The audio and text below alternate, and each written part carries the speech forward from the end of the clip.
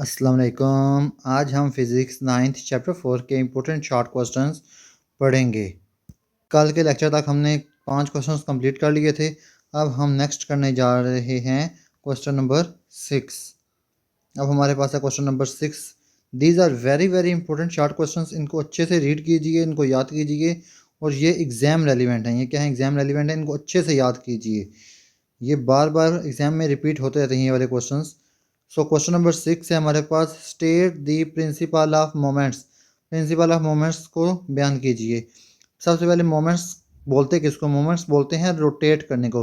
किसको बोलते हैं? रोटेट करने को, घूमने को।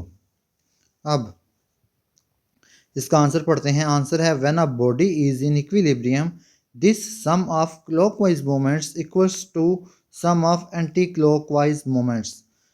क्या है इसका मतलब? इसका मतलब ये है कि जब दाईं तरफ का मोमेंट और बाएं तरफ का मोमेंट का रेट बराबर हो जाएगा, बाएं तरफ का मोमेंट और बाएं तरफ का मोमेंट बराबर हो जाएगा, तब बॉडी क्या हो जाएगी? इक्विलिब्रियम में चली जाएगी। तब बॉडी क्या करेगी? इक्विलिब्रियम में चली जाएगी। तो इस इक्विलिब्रियम का मतलब क्या होता है? कि ना तो बॉडी मूव करेगी और ना ही मोमेंट करेगी, ना ही घूमेगी, ना ही रोटेट करेगी। अच्छा जी, अब हम देखते हैं इसको एग्जाम्पल से समझते हैं। फॉर एग्जाम्पल, सीसा का झूला है। सीसा का झूला, इसको हमने स्टेबल करने के लिए, एक ही जगह पर फिक्स करने के लिए हमने क्या करेंगे? हम अगर दोनों तरफ का वेट बराबर कर देंगे तो वो झूला स्टेबल हो जाएगा। दोनों तरफ का वेट बराबर हो जाएगा तो वो झूला क्या हो जाएगा? स्टेबल हो जाएगा।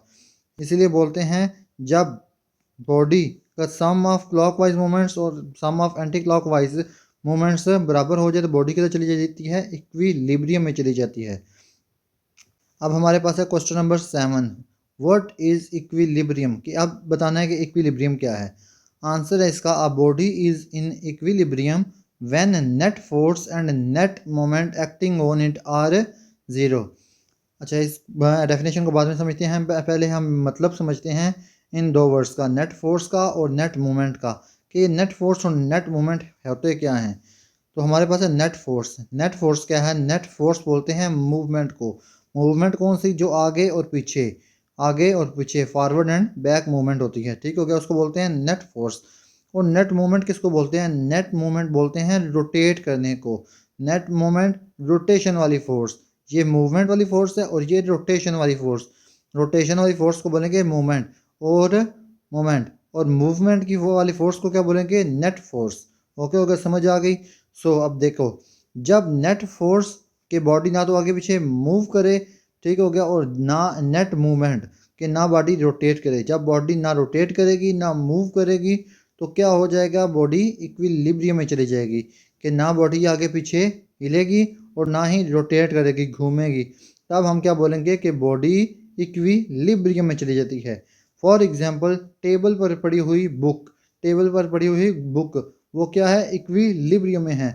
ना तो वो मूव कर रही है और ना ही वो रोटेट कर रही है, तो वो किस में है? इक्विलिब्रियम में है। हमारा लेक्चर कंप्लीट होता है यहीं पर। नेक्स्ट वीडियो में हम जो नेक्स्ट बाकी क्वेश्चन रह गए हैं वो करेंगे कंप्लीट।